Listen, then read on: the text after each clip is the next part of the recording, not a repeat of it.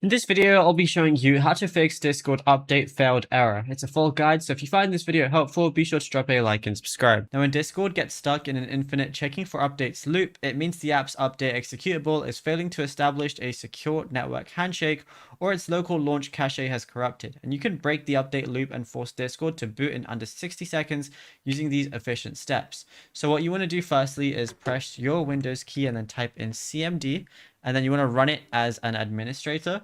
And then all you want to do is type in the following commands. You can just pause it if you want to, but it's going to be that one first. And then it's going to be this one right there. And then the final one is going to be this one right here. Then you have to restart the computer in order for it to work. Now, what I also want to go ahead and do is locate my Discord, but I want to run it as an administrator.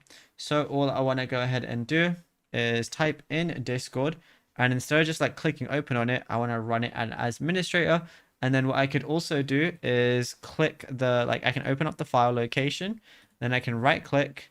Then I can go over to properties. Then once I'm here, go over to compatibility and run the program as an administrator. Click apply and then click OK. And then that should work.